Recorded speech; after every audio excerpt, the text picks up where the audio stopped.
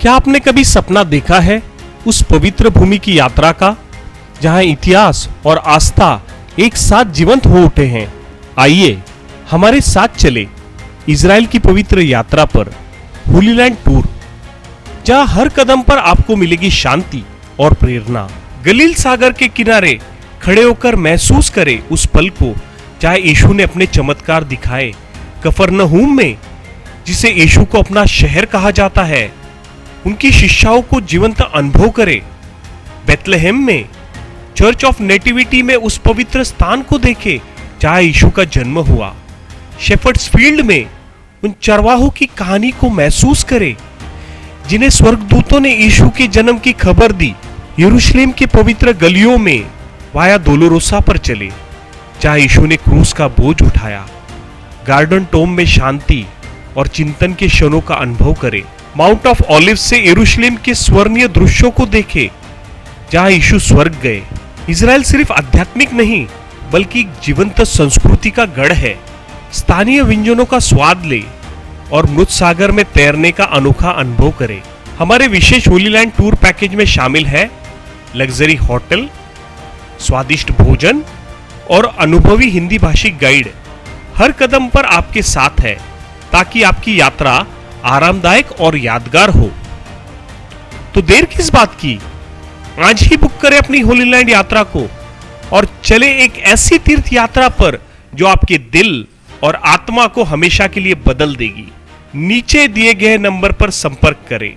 आपण पाहत आहात जीसस इंडिया टीव्ही, चॅनल जे देवाकडून आहे, चॅनल जे स्वार्थ गाजवतं, चॅनल जे लोकांचे जीवन परिवर्तन करतं। पाहत रहा, लाईक करा, शेअर करा आणि सबस्क्राईब करा। या सेवा कार्याला अजून वाढवण्यासाठी तुम्ही हातभार लावू शकता व आम्हाला तुमची आर्थिक मदत करू शकता। ऑनलाईन पेमेंटसाठी खाली दिलेल्या QR कोडला स्कॅन करून आपलं दान देऊ शकता। आणि ज्याच्या दृष्टीला ते धन पडत नाही, बायबल सांगतं त्याच्यावरती तो आत्मिक आंधळेपणाचा शाप आलेला आहे। नामधारी ख्रिस्ती जीवन जगणं, त्याला दरिद्री अशा स्वरूपाचा शब्द वापरला गेला पवित्र शास्त्रामध्ये।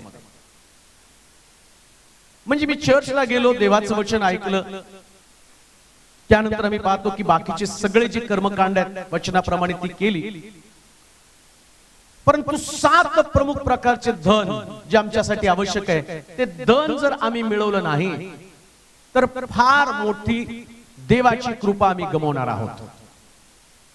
म्हणून आत्मिक जीवनामध्ये वाढताना प्रत्येक गोष्टीचा बारकाईने अभ्यास करणं आणि ती गोष्ट आत्मसात करणं फार गरजेचं आहे। आजच्या समय पाहिलं, पवित्र जनांसंबंधानं वैभवाची संपत्ती म्हणजे एकमेका संबंधानं असणारं प्रेम, जे सगळ्याला सारखं वाटलं गेलं पाहिजे। आणि प्रेम हा ख्रिस्ती जीवनाचा गाभा आहे। जे आत्मिक प्रेम देवाच्या वचनामध्ये पाहिलं की सर्व पवित्र जनांसारखी, पवित्र जनांवर सारखी प्रीती, कोणाला कमी कोणाला जास्त नाही अशा स्वरूपामध्ये नाही, तर सगळ्याला सारखी प्रीती असली पाहिजे। त्यानंतर तिसरी महत्वाची गोष्ट आम्ही पाहणार आहोत, ज्याच्या संबंधानं पवित्र शास्त्रात सांगितलेलं आहे की ती सुद्धा एक संपत्ती आहे आणि ती संपत्ती आम्हाला त्या ठिकाणामध्ये प्राप्त करून घेण्याची गरज आहे। इफिसकराचं पत्र 3रा अध्याय आणि त्याचं 8वं वचन। इफिसकराचं पत्र त्याचा 3रा अध्याय आणि त्याचं 8वं वचन। मी जो सर्व पवित्र जनातील लहानाहून लहान त्या माझ्यावर ही कृपा अशी झाली की मी ख्रिस्ताच्या अगाध समृद्धीची सुवार्ता परराष्ट्रीयांना सांगावी। त्यानंतर तिसरी गोष्ट ख्रिस्ताची अगाध संपत्ती। तिसरी संपत्ती त्याला म्हटलेले ख्रिस्ताची अमाप संपत्ती। मग कोणती ख्रिस्ताची अमाप संपत्ती आहे जी या युगातल्या लोकांकडे नाहीये? आणि कित्येक वेळा आमच्याकडे कृपादान आहेत, वरदान आहे, नाना प्रकारच्या कृपादानाने आमचं जीवन भरलेले, अन्य भाषा आहे, भाषेचा अर्थ आहे, ज्ञानाचं वचन मी सांगत आहे, शास्त्रातली गुजर रहस्य मला माहित आहे, परंतु बायबल सांगतं की ख्रिस्ताची अगाध संपत्ती म्हणजे सर्व पवित्र जनांमध्ये स्वतःला लहान करणं। आमेन. हालेलुया. किती सुंदर. हालेलुया. वाचा बरं, वाचा. हा? मी जो सर्व पवित्र जनातील मी जो सर्व पवित्र जनातील लहानाहून लहान लहानाहून लहान त्या माझ्यावर ही कृपा लहान होणं ही कृपा आहे. मोठं सगळेच होतात, लहान होणं ही कृपा आहे. आमेन. आणि मंडळीमध्ये, परिवारामध्ये जो व्यक्ती लहान होतो ना, तो देवाच्या दृष्टिकोनातनं ख्रिस्ताची अगाध संपत्ती त्याला प्राप्त होते. हालेलुया. आज जर तुम्ही बघितलं मंडळांमध्ये प्रॉब्लेम काय आहेत माहिती का, सगळेजण मोठे व्हायला बघत आहे. आणि शिष्यांकडे पण नाही का, येशू नंतर आणि जवळचा कोण आणि कोणाला ते स्थान मिळणार आहे, त्यास येशू काय म्हणतो माहिती का, सगळ्यात मोठा कोण, जो सगळ्यात लहान होतो तो मोठा आहे. आणि पौल काय म्हणत आहे, मी सगळ्यात लहान आहे आणि तीच कृपा मला प्राप्त झालेली आहे. हालेलुया. थांबू नाही का, ही संपत्ती लहान होणं. कधी कधी तुम्हाला दुसऱ्यांसमोर माघार घ्यावी लागते, म्हणजे लहान व्हावं लागतं. तुम्ही बरोबर असा चुकीचा असा त्याच्यामध्ये तुम्ही पडत नाही. तुम्हाला ठाऊक आहे की देव तुम्हाला ते अंतःकरण देतो. काही लोक म्हणतात ना, तू मोठ्या बापाचा, आम्ही म्हणतो नाही का, चल बाबा तू मोठ्या बापाचा, तू मोठा मी लहान. ही सगळ्याला जमत नाही, ते ठराविक लोकांना जमतं. आणि ज्याच्याकडे ती गोष्ट आहे, बायबल सांगतं त्याच्याकडे ख्रिस्ताची आगाध संपत्ती. हालेलुया. आगाध संपत्ती. त्या संपत्तीचे वारीस बना. लहान व्हा. कधी कधी म्हणण्यापेक्षा जोपर्यंत तुमच्या शरीरात प्राण आहे ना, तोपर्यंत ही संपत्ती जाऊ देऊ नका. आमेन. या संपत्तीचा साठा तुम्हाला करता आला पाहिजे. मग ही ख्रिस्ताची संपत्ती प्राप्त होण्यासाठी मला वाटतं दुसरे करंथीकराचं पत्र 9 अध्याय त्याचं 8 वचन वाचता का. दुसरे करंथीकराचं पत्र 9 अध्याय आणि 8 वचन. सर्व प्रकारची कृपा तुम्हावर विपुल होऊ देण्यास देव समर्थ आहे. यासाठी की तुम्हाला सर्व गोष्टीत सगळा पुरवठा नेहमी हो. बायबल सांगतं लहान होणाऱ्याला देव लहान होण्यासाठी सर्व गोष्टीचा पुरवठा करतो. हालेलुया. म्हणून म्हटलं, हे लहान होणं सगळ्याच्या आवाक्यातली गोष्ट नाही. सगळ्यालाच ते जमत नाही. ते नम्र होणं, ते माघार घेणं, कधी कधी 4 पावलं मागं जाणं. आणि ज्याला ते प्राप्त झालं, बायबल सांगतं तो ख्रिस्ताच्या अगाध संपत्तीचा वारस झालेला आहे, ख्रिस्ताच्या अगाध संपत्तीचा मालक झालेला आहे. म्हणून काम देऊ नाही का, माघार घेण्याचा समय आल्यावर चुकून पण तुम्ही आणि थांबू नका. पहिल्यांदा तुम्ही 4 पावलं मागे जा. आणि जर तुम्ही जात नाही, देवाला कृपा मागा, देवा आणि तुम्हाला माझ्यावरती कृपा कर. मग पौल म्हणतो की ज्या पाप्यांचा विषय निघतो, पौल काय म्हणतो, जगातला सगळ्यात मोठा पापी मी आहे. असं नाही म्हटलं 3 स्वर्ग चढून आलो, माझ्या ठाई कुठलं पापच नाहीये. पौलाला माहिती कुठं मागे जायचंय, कुठं 4 पावलं मागे जायचंय. त्याला ठाऊक आहे मी स्वतःला कशा पद्धतीने कमी लेखणार आहे. आणि ख्रिस्ताची अगाध संपत्ती प्राप्त होण्यासाठी आम्हाला लहान होणं पण गरजेचं आहे.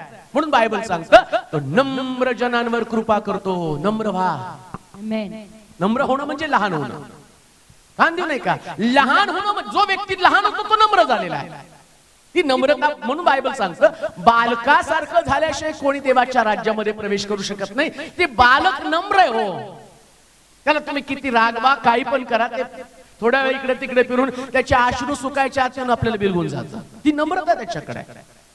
आणि मोठ्यांचं कसं असतं, ते सांगतात 30 वर्ष झालं त्याचं तोंड बघितलं नाही, कारण तो नम्र होऊ शकतच नाही. म्हणून येशू म्हटला बालकासारखं बना. बायबल मध्ये लहान होण्यासंबंधात म्हटलं सूर्य मावळाच्या तुमचा राग निघून जाऊ द्या. हे राग निघून जाणं म्हणजे नम्र बनणं. मग ती जर संपत्ती तुम्हाला राग जर पटकन निघून जातो ना, तर तुमच्यासारखे श्रीमंत कोणच नाही. हालेलुया. हालेलुया. हालेलुया. आणि ज्याला राग जातच नाही ना, तो सगळ्यात भिकारी, कफल्लक, दरिद्री, कर्मदरिद्री, एकदम भिकारी. देवाची कृपा त्याला मिळू शकत नाही. प्रिया, राग कंट्रोल करा आणि नम्र राहा. विजय मिळवण्यासाठी या गोष्टीची गरज आहे. आणि देवाचं वचन सांगतं मी या लोकांवर, वाचावर ते वचन परत, सर्व प्रकारची कृपा तुम्हावर विपुल होऊ देण्यास देव समर्थ आहे. तुम्हाला ती कृपा देण्यास देव समर्थ आहे. हालेलुया.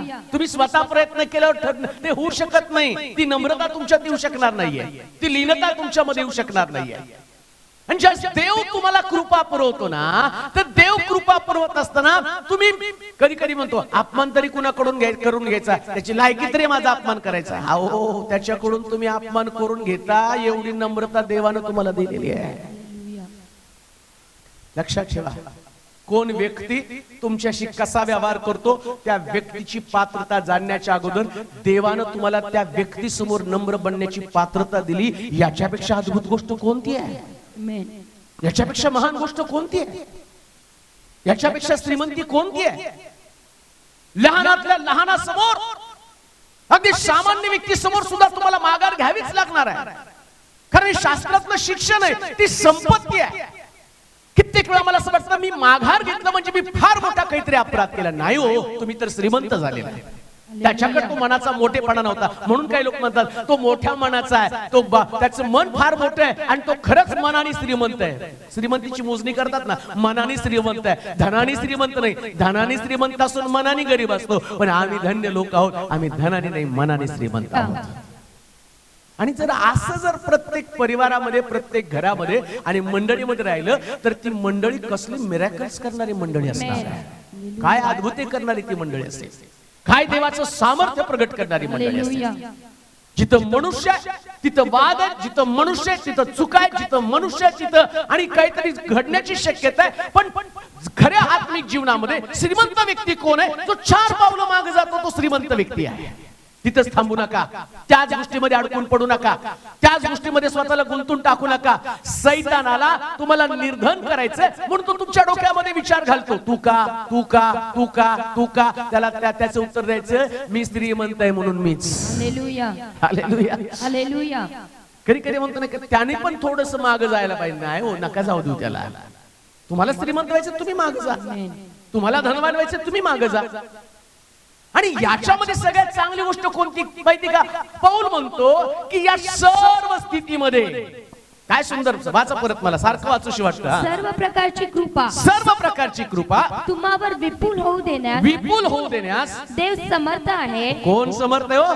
देव समर्थ. देव या सगळ्या प्रकारची कृपा पुरवण्यास तुम्हाला समर्थ आहे.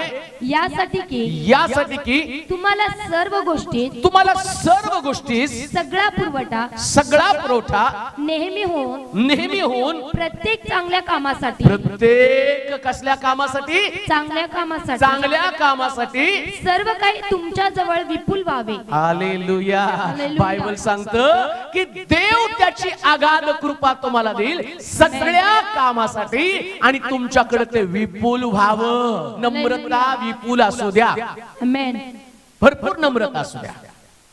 एवढं नम्र बना ना की तुमची नम्रता चोरण्यासाठी कोणीतरी आलं पाहिजे. नम्रता चोरली जाऊ द्या.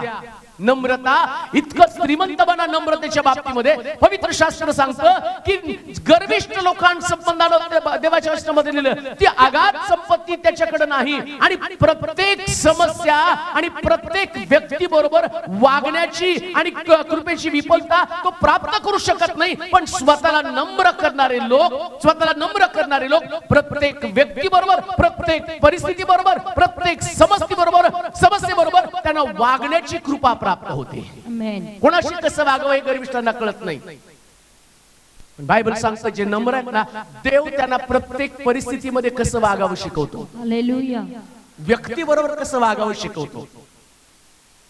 मग देवानं आमच्या बरोबर राहावं याच्यापेक्षा चांगली गोष्ट कोणती? देव तुमच्या बरोबर, तुम्ही श्रीमंत लोक आहात, देवानं तुमच्या बरोबर राहावं, देवाची कृपा तुमच्या बरोबर असावी. आणि म्हणून स्वतःचं आत्मपरीक्षण प्रति दिवशी करा की माझ्यामध्ये नम्रता आहे का. रोज परीक्षण करता आलं पाहिजे. रोज आत्म्याचं परीक्षण करा. किती प्रार्थना केली त्याचे परीक्षण करू नका. तुमची प्रार्थना तुम्हाला श्रीमंत बनवत नाही. तुमच्यापेक्षा जास्त प्रार्थना सैतान करतो, आणि त्याच्या प्रार्थनेमध्ये तर एवढी नम्रता आहे तुम्हाला माहिती का? तो म्हणतो अहो परात्पर देवाचे पुत्र. काय म्हणतो? आम्ही तर येशूला म्हणतो येशू आमच्यासाठी हे कर, येशूला आम्ही अरे का रे म्हणतो, पण सैतान तर आहो म्हणतो. काय म्हणतो? एवढा रिस्पेक्ट तो येशूला देतो, म्हणजे आमच्यापेक्षा जास्त प्रभावी प्रार्थना त्याची आहे. पण सैतानाला स्वर्गातनं खाली टाकण्याचं कारणच काय माहिती का? तो गर्विष्ठ झाला, अधमपणा त्याच्यामध्ये आला. आणि जेव्हा अधमपणा येतो त्यास मनुष्याचं पतन व्हायला सुरुवात होते. म्हणून अधमपणा कधी मनामध्ये येऊ देऊ नका. नम्र स्वतःला करता आलं पाहिजे, लीन करता आलं पाहिजे. आणि जर नम्रता लीनता तुमच्याकडे असेल, या पवित्र शास्त्रामध्ये जर तुम्ही बघितलं ना, देवानं अनेक लोकांना उच्चपदी स्थापित केलेले. त्याचं कारण पण आहे. वाचूया शमूएलाचं पुस्तक, दुसरे पहिले शमूएल 9 अध्याय 20 आणि 21 वचन. पहिले शमूएल 9 अध्याय 20 आणि 21 वचन.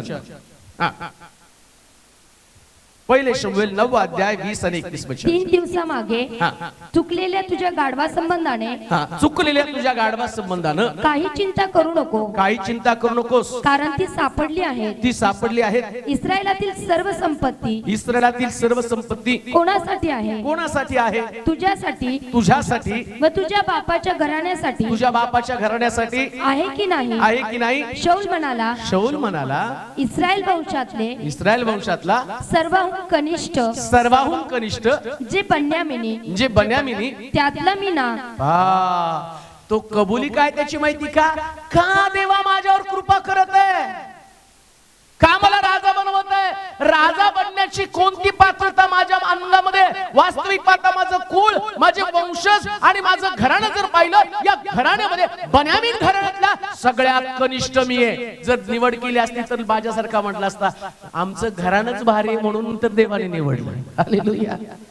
पहिले बडाई मारली असती, आमच्यात ती क्वालिटी म्हणून देवाने निवडलं. देव असंच कोणाला निवडत नाही. सेवा करतो ना मी, माझ्यात सांगून पण येत नाही. हो, शौलाला ठाऊक आहे तो जास्त, आणि त्याच्या शमूएलानं त्याच्या डोक्यावर तो आणि हात ठेवून त्याला सांगितलं, चुकलेल्या गाढवाविषयीचा विचार दिया आणि तू डोक्यातनं काढून टाक. गाढवापेक्षा नुसतं तू गाढवाचा विचार करतो. देवानं तर सगळी संपत्ती इस्रायल मधली तुझ्या हातामध्ये दिलेली. कान देऊ नाही का? नम्र लोकांच्या स्वाधीन जगातली सगळी संपत्ती आहे. हालेलुया. देव त्याचं अंतःकरण शौलाचं जाणत होता. त्याच्या तोंडातलं वाक्य कान देऊ नाही का? परमेश्वर तुमच्या मनातले विचार, डोक्यातल्या कल्पना, तुम्ही काय बोलणार आहे हे सगळं जाणून असतो. आणि ते जाणल्याबरोबर त्याच व्यक्तीच्या स्वाधीन देव जगातली संपत्ती करतो. कुणाच्या स्वाधीन करणार नाही. त्याच्यासाठी तुमच्यात ती नम्रता यायला पाहिजे. शौलाच्या अंगात ती नम्रता होती आणि म्हणून इस्रायल मधलं सगळ्यात कनिष्ठ त्यानं स्वतःला मानलं. कान देऊ नाही का? देवासमोर येताना स्वतःला इतकं घटवा की देवाची कृपा तुमच्या घराण्यावर विपुल व्हायला पाहिजे. देवानं तुमच्याकडे लक्ष द्यावं ना, तर त्याच्यासाठी तुमच्यात ती नम्रता येणं गरजेचं आहे. शौल गरीब होता, गाढव शोधणारा व्यक्ती होता. कोण होता? दावीद मेंढर चारणारा, शौल गाढव शोधणारा, आणि दोघं पण राजे झाले. हालेलुया. दोघांमध्ये पण ती नम्रता. हालेलुया. हालेलुया. हालेलुया. देवानं शमूएलाला घरामध्ये पाठवलं, तर त्या इशायाची 8 मुलं आहेत. 8 मुलांकडे पाहताना या 7 मुलांना नाकारलं. 8व्याला देवानं निवडलं. 7 मुलांकडे पाहताना ज्या वेळेस शमूएल तिथे जात होता, त्याच्या डोक्यावर अभिषेक करत होता ना, शमूएलाला वाटायचं की हाच आहे, याच्यावर अभिषेक करावा, याच्यावर अभिषेक करावा. देव म्हटलं यातल्या एकाला पण नको, याला सोड, त्याला सोड. आणि बघता बघता सगळी लेकरं संपली. आणि त्यावेळेस तो विचारतो ईशा, आणि देव त्याला म्हटला नाही, याच्यातल्या एकाला पण नाही. आणि मग ईशाला शमूएल विचारतो, अजून कोण मुलगा आहे का? तो म्हटला आहे, पण तो रानात मेंढर चारणार आहे. हालेलुया. हालेलुया. हालेलुया. तो रानात मेंढर चारणारा राजाच्या लायकीचा तर शक्यच नाही. मला तर वाटतच नाही राजा होऊ शकेल. कान देऊ नाही का? देवाची शक्यता फक्त एकाच गोष्टीवर अवलंबून आहे, ती नम्रता. हालेलुया. पॉसिबिलिटी फक्त नम्रता. नम्र आहात ना, मग 100% तुम्हाला सांगतो देव तुमची निवड हमखास करणार आहे. हालेलुया. जर गर्विष्ठपणा अंतःकरणामध्ये असेल, अहमपणा असेल, तुमच्या टॅलेंट्सवर, तुमच्या बुद्धीवरती, तुमच्या ज्ञानावरती आणि तुमच्या ताकदीवर तुमचा भरोसा असेल, तर तुम्ही कधीच त्या संपत्तीचे वारस म्हणू शकणार नाही. आता या शौलाकडे बढाया मारण्यासारख्या चांगल्या गोष्टी, त्याच पहिल्या शमूएलाच्या 9व्या अध्यायाच्या 2ऱ्या वचनामध्ये वाचा बरं, किती बढाया मारण्यासारख्या गोष्टी त्याच्याकडे होत्या. पहा, वाचा. त्याचा शौल नामाने एक मुलगा होता. एक मुलगा होता. तो तरुण व देखणा होता. काय होता? तरुण व देखणा. कसला पडाई मारली असती, फुगिरी किती मारली असती गेल्या गेल्या. माझ्या डोक्यावर देवानं हात ठेवण्याचं कारण मी तरुण पण आहे, देखणा पण आहे. पण शौल काय म्हणतो, मी कसा आहे? कनिष्ठ. त्याला माहिती देवानं माझं देखणं रूप नाही पाहिलं. लक्षात ठेवा, या जगामध्ये अनेक हिरो आहेत, ज्या हिरोचे करोडो फॅन्स आहेत, परंतु बेनींचा फॅन जगामध्ये कोट्यावधी लोक आहेत का? कारण देवानं त्या व्यक्तीला निवडलं जो व्यक्ती जगाला हलवत आहे, आणि हिरो लोक त्यांच्याकडे प्रार्थनेला जातात. हालेलुया. हिरो लोकांना पाहणारे कितीतरी भारतातले मूर्ख आहेत, पण हिरो लोक मात्र त्या लोकांकडे पाहतात आणि म्हणतात आमच्यासाठी प्रार्थना करा. आणि लक्षात ठेवा, बेनींकडे ते रूप नाहीये, पण बेनींची नम्रता देवाने पाहिली, त्या व्यक्तीला वापरलं. त्या दिनाकरन सारख्या व्यक्तीकडे रंगरूप काही नव्हतं, पण देवानं त्या व्यक्तीमधला कळवळा पाहिला, त्याच्यातली नम्रता पाहिली, प्रभू समोर झुकून नम्र भावाने त्याची सेवा करणारा अंतःकरण पाहिलं. या व्यक्तीला देवानं एवढं मोठं केलं, जो 6 बँकेचा डायरेक्टर असणारा व्यक्ती एका क्षणामध्ये ते सगळं सोडलं, प्रभूचं काम करण्यासाठी तो निघाला. एवढी नम्रता कुठेच कुणामध्ये सापडली नाही, पण देवानं त्या व्यक्तीमध्ये मरेपर्यंत ती नम्रता ठेवली. देवाची विशेष प्रकारची कृपा त्या व्यक्तीवरती राहिली. काही नम्रता आमच्यामध्ये आहे का? आणि जर ती नम्रता आमच्यामध्ये असेल, कुठल्याच गोष्टीची प्रौढी मारू नका. शौलानं एकाही गोष्टीविषयी बोलला नाही. तो सुंदर होता, तो तरुण होता, पण देवानं त्याची निवड करताना म्हणतो, प्रभू मी तर एकदम कनिष्ठ व्यक्ती. आणखी काय त्याच्यामध्ये कोणती गोष्ट वाचूया? बढाई मारू शकला असता तो त्याच्या सौंदर्याची. तो देखणा होता, त्याच्या इतका रूपवान. बरं त्याच्यामध्ये इस्रायल लोकात त्याच्या इतका देखणा कोणी नव्हता. कसला हँडसम! अख्ख्या इस्रायल मध्ये त्याच्यासारखा देखणा कोणी नव्हता. किती बढाई मारायला पाहिजे होती, काय त्यांनी प्रौढी मारायला पाहिजे होती. माझ्यासारखा देखणा इस्रायल मध्ये कुठंच नाही. पण अख्खं पवित्र शास्त्र वाचा, शौलाच्या मुखातनं हा शब्द कधीच आला नाही. आणि देव त्याची निवड करताना त्यानं स्वतःला एवढं घटवलं की तो म्हटला, अरे देवा, माझी निवड करण्याचं कारण काय? मी इस्रायल मधला सगळ्यात कनिष्ठ आहे. त्यानं आपलं बायोडेटा तिथं ठेवला नाही, मी असा आहे, मी त्या अमका आहे, आणि माझ्या असा. आणखीन त्याच्या संबंधानं वाचा तिथं पुढे. तो एवढा उंच होता, एवढा उंच होता की सर्व लोक त्याच्या केवळ खांद्याला लागत. कुठं? खांद्याला लागत. हँडसम, टॉल, दिसायला देखना, उंची जर बघितली तर त्याच्या सगळे इस्रायल लोक, नुसता एक व्यक्ती नाही, सगळे इस्रायल लोक त्याच्यात असं लिहिलं, त्याच्या खांद्याला लागत होते. पुढे, एकदा शौलाचा बाप कीश याची गाढवे चुकली. बस एवढं सगळं असताना सुद्धा एवढा देखना पोरगा गाढव शोधायला जाईल का? आमच्याचे तर केस चाललेले असते तरी तो भाव खात घरात बसतो, नाही का? तो म्हणतो की कसं काय जाऊ, मला लोक काय म्हणतील. पण शौला संबंधानं म्हटलं, तो एवढा देखना, एवढा उंचापुरा होता, आणि त्याचा बाप त्याला म्हटलं, जा रे गाढवं बघून ये. आणि शौल त्याच्यात निघाला, बापाची आज्ञा पाळली, आणि रस्त्यानं गाढवं शोधत गेला. कारण बायबल सांगतं त्याच्यात ती नम्रता होती. ध्यान देऊ नाही का? शौल एक आत्मिक आध्यात्मिक नेतृत्वाचं दर्शक आहे. मंडळीमध्ये तुम्ही काम करत असताना तुम्ही किती मोठ्या पदावरती असा, तुमची पर्सनॅलिटी कशी का असेना, पण ज्यास तुम्हाला गाढवं चुकलेली शोधायला लावली ना, तर ते करणं म्हणजे ती नम्रता आहे. हालेलुया. कोणतं सामान्य काम सांगितलं ना, ते सामान्य काम करता आलं पाहिजे. मग तुम्ही देवाच्या दृष्टिकोनात नम्र आहात. कधी कधी म्हणतो आमच्या पदाप्रमाणे पण आम्हाला काम द्या. नाही हो, देव कधी कधी सामान्य काम करायला लावतो. सामान्य कामातनं तुम्हाला मोठ्या पदावरती नेतो. हालेलुया.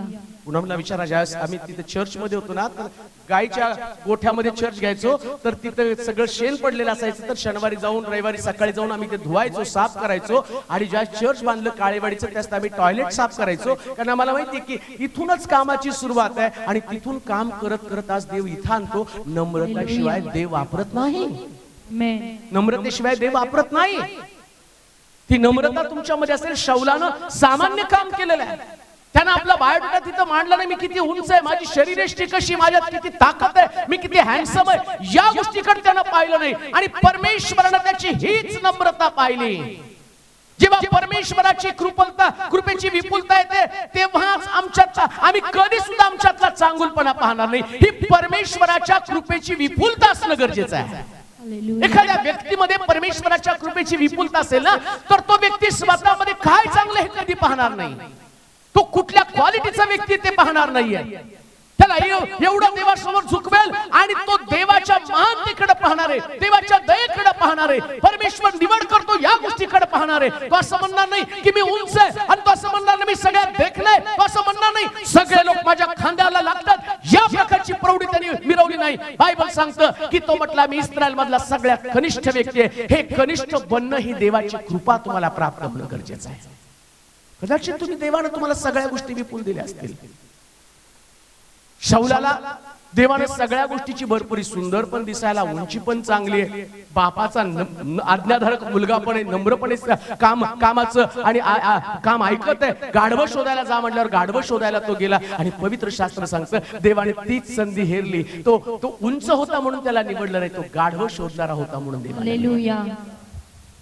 गाढवं शोधणारा होता. आणि गाढवं पण अशी तशी रे, वाट चुकलेली गाढवं. हालेलुया. हालेलुया. कुठली गाढवं? वाट चुकलेली. Praise the Lord. Praise the Lord. कुठली गाढवं? वाट चुकलेली. वाट चुकलेली गाढवं शोधा, राजे बनताल एक दिवशी. हालेलुया. Praise the Lord. पण तुम्ही चुकू नका. हालेलुया. हालेलुया. बायबल सांगतो तो वाट चुकलेल्या गाढवांना शोधायला गेला आणि प्रभूने त्याच्याकडे शमूएलला पाठवलं. शमूएलला जाऊन सांग राजा म्हणून तुला नियुक्त केलं जात आहे. हालेलुया. देव अशा लोकांना शोधत आहे ज्यांच्यामध्ये ती नम्रता आहे. आमेन. काय आज रात्री तुम्ही त्या नम्रतेच्या बाबतीमध्ये एक नंबर आहात का? नसेल तर शोधा. पवित्र आत्म्याला सांगा, पवित्र आत्म्या तोड मोड मला नम्र बनव. आणि ते विपुल प्रमाणामध्ये असू द्या. तुमच्या घरापासून तुमच्या कामाच्या ठिकाणात, मंडळीमध्ये, सगळीकडे तुमची संपत्ती दिसू द्या. कोण असं आहे का हरी कामाला जाताना एकदम गरीब फाटके तुकडे कपडे घालून जातो? आमचा भाऊ सुनील माझ्यापेक्षा मोठा शिपाई म्हणून तिथं कामाला होता, पण एवढे भारी कपडे घालून जायचं की तो साहेब म्हणतो अरे साहेब तू कमी, कारण त्याला चांगले कपडे घालायला आवडत होते. सांगण्याचं तात्पर्य जे तुमच्या घरात आहे ते तुम्ही दाखवता. नम्रता पण तुम्ही ड्युटीला जाल तिथं दाखवा तुम्ही श्रीमंत आहात. जिथं तुम्ही पोचाल तिथं ती नम्रता दाखवा. जिथं पोचाल तुमच्या घरामध्ये सगळीकडे 4 लोकांमध्ये तुमच्या श्रीमंतीचं प्रदर्शन तुम्ही करता. तुम्ही लग्नाला जाताना किती श्रीमंत आहेत, दागिने काढून काढून घालतो नाही का, भारीतली भारी साडी काढून घालतो का? लोकांनी म्हटलं पाहिजे आम्ही श्रीमंत आहे. आणि काही लोकांकडे नसलं तर ते दुसऱ्याचं उसनानून घालून जातात लग्नाला, कारण श्रीमंत दिसायला पाहिजे. मग नम्रता ही पण श्रीमंती आहे. हालेलुया. तुमच्याकडे नसेल तर येशू पासून उसने घ्यावं. हालेलुया. तुमच्याकडे नसेल तर दाविदापासून उसने घ्या. तुमच्याकडे नसेल तर शौलापासून उसने घ्या. या शौलानं जी नम्रता धारण केली आणि त्याच प्रकारची नम्रता आता आम्हाला धारण करायची, त्याच प्रकारचं चांगुलपण. नाही का तुमच्याकडे पवित्र आत्म्याला मागा. पवित्र आत्मा तुम्हाला तुमच्यातल्या चुका दाखवेल. पवित्र आत्मा तुम्हाला तुमच्यातलं चांगुलपण दाखवत नाही. कांदेऊ नाही का? पवित्र आत्मा रिपेअरिंग करणारा आत्मा आहे. हालेलुया. सैतानाचा आत्मा सगळं तुमचं चांगलं दाखवतो. तुम्ही कसे आहेत बघा, देव तुमचा, आणि एवढं प्रार्थना करता, एवढं चर्चला जाता, एवढं सगळं करता, आणि बघा बरं देवानं तुम्हाला काय दिलं. हे सैतानाच्या आत्म्याचं काम आहे. देवाचा आत्मा काय सांगतो? अरे मी इस्रायल मधला सगळ्यात कनिष्ठ आहे, बन्यामिनी वंशातला आहे, सगळ्यात लहान कुळामधला, आणि अशा प्रकारचा व्यक्ती मी आहे. तो म्हटला नाही मी उंच आहे, मी सुंदर आहे, मी देखणा आहे, सगळे माझ्या खांद्याला लागतात. या पवित्र आत्म्याने त्याला सांगितलं. पवित्र आत्मा त्याला सांगत होता हे तुझं चांगुलपण म्हणून देवानं तुला निवडलं नाही, तुझ्यातली नम्रतेची क्वालिटी पाहून नम्रतेच्या बाबतीमध्ये तो धनवान आहे. आणि बायबल सांगतं त्यानं सगळ्या गोष्टीची प्रौढी मिरवण्याची सोडून त्यानं देवाला महत्वाचं स्थान दिलेलं आहे. आणि म्हणून लक्षात ठेवा, सगळ्यात स्वतःला कनिष्ठ करा, माघार घ्या. जेव्हा आपल्यामध्ये गर्व येतो त्यास आपण आपल्यातलं मोठेपण पाहायला सुरुवात करतो. नीट लक्षात ठेवा, शौलामध्ये नम्रता होती म्हणून त्यानं मोठेपण पाहिलं नाही, पण गर्व आल्याबरोबर आपण आपल्यातलं मोठेपण पाहायला सुरुवात करतो. मोठेपण पाहू नका. आणि जो व्यक्ती मोठा होतो, बायबल मध्ये एक सूत्र आहे, जो मोठा होतो तो सगळ्यात लहान होतो, जो लहान होतो तो सगळ्यात मोठा होतो. उलट आहे सगळं इथं. जो मोठेपणासाठी धडपडतो ना तो लहान बनणार आहे, आणि जो म्हणतो ना लहान लहान लहान, देव त्याला म्हणतो नाही तुलाच तुलाच तुलाच तुलाच तुलाच तुलाच मोठं. म्हणून तर मी पाहतो ईशाच्या 7च्या मुलं नुसतं बोलावून आल्याबरोबर राजा म्हटल्यावर सगळे पळत सुटले. आणि तिकडून दाविदाला सांगितलं अरे राजा शोधत आहे, होय का, जरा मेंढर चारून येतो. त्याला त्या स्थानाचं महत्व नव्हतं. त्याला माहितीये राजपद देवाला द्यायचं तर झोपेत पण देऊन टाकेल. हालेलुया. पहिल्यांदा मला देवाचं काम करायचं, देवाच्या कामासाठी मी स्वतःला तयार करणार आहे. दावीद सुद्धा त्यानं स्वतःला देवाच्या कामासाठी तयार केलं. शौल सुद्धा गाढवाची शोध घेत थांबलेला आहे. त्याने त्या पदाची लालसा ठेवली नाही. तो म्हणतो पहिले गाढवाचं सांगा, गाढव कुठं चुकलंय. अरे तो म्हटलं गाढव एका गाढवाचा विचार करतो ख्रिस्ताची संपत्ती तुला द्यायचं ठरवलेलं आहे आणि त्या संपत्तीचा विचार केल्यावर कदाचित एखाद्या व्यक्तीनं गाढवाचा विचार सोडून दिला असता, पण तरी सुद्धा तो काय म्हणतो, अरे मी एवढा कुठं मोठा आहे, मी कनिष्ठ आहे, बन्यामिनी वंशातला आहे, देवानं माझ्यावरती एवढी कृपा करावी. त्याच्या डोक्यात का त्या शैतानानं घातलं का, बरोबर आहे रे, आता गाढवाची चिंता सोडून दे, आता गाढव नाही, आता मारुती कार मध्ये फिरायचंय, आता गाढव नाही, आता तुला घोड्यावरती फिरायचंय. त्यांचं गाढव आणि घोडा म्हणजे कदाचित गाढव टू व्हीलर असेल तर घोडा मारुती कार असेल, है की नाही? हत्ती त्याचा कदाचित ते एम्पल कार असेल, मोठीच्या मोठी, कदाचित तो म्हटला असता तर ही संपत्ती मिळणार आहे, पण तरी सुद्धा त्यानं स्वतःला नम्र केलेले आहे. हग्गाईच्या पुस्तकामध्ये दुसऱ्या अध्यायाच्या 7व्या वचनामध्ये वाचूया. हग्गाईचं पुस्तक 2रा अध्याय आणि त्याचं 7वं वचन. आपल्यातलं मोठेपण जो पाहतो आणि तो गर्विष्ठ बनतो आणि गर्व मनुष्याला स्वतःला मोठं बनवण्याचा प्रयत्न करतो, पण ज्यावेळेस आपला नम्रपणा भरलेला असतो तेव्हा आपण देवाच्या परिपूर्णतेसमोर आपण स्वतःला आपण कमी करतो किंवा आपण घटवतो आणि आपलं उणेपण आपण शोधण्याचा प्रयत्न करतो. हग्गाईचं पुस्तक 2रा अध्याय 7वं वचन. मी सर्व राष्ट्रास हलवून सोडीन, मी सर्व राष्ट्रास हलवून सोडील, म्हणजे सर्व राष्ट्रातील निवडक वस्तू येतील आणि मी हे मंदिर वैभवाने भरेन. तो म्हटलं की मी हे मंदिर वैभवाने भरेन. कोण म्हणते त्या वैभवाचे वतनदार असणार आहे, कोण ते गौरव असणार आहे देवाच्या मंदिराचं? हे नम्र लोक, निवडक लोक त्यांना म्हटलेले, निवडक वस्तूनी. खूप लोक आहेत पण गर्विष्ठ आहेत, उपयोग काय त्या मंदिराचा? आणि तो निवडक लोक आहेत, तेच माझं गौरव आहे. हालेलुया. हे निवडक लोक. आणखीन एक संत पौलाचं बंधन आपण पाहणार आहोत. हा दुसरा नम्र व्यक्ती कोण आहे की संत पौल. प्रेषितांचं कृत्य त्याचा 22वा अध्याय 3रं वचन वाचा बरं. संत पौला संबंधानं प्रेषितांचं कृत्य 22वा अध्याय 3रं वचन. पहिली गोष्ट मी पाहिली की शौल हा सुद्धा एक अशा प्रकारचा व्यक्ती होता, त्यानं नम्र केलं, देवानं त्याला उंच केलं. दुसरे प्रेषितांचं कृत्य 22वा अध्याय 3रं वचन. मी यहूदी आहे, माझा जन्म किलकियातील तार्स नगरात झाला, तार्स नगरामध्ये झाला, आणि मी या शहरात गमालियाच्या चरणाजवळ लहानाचा मोठा होऊन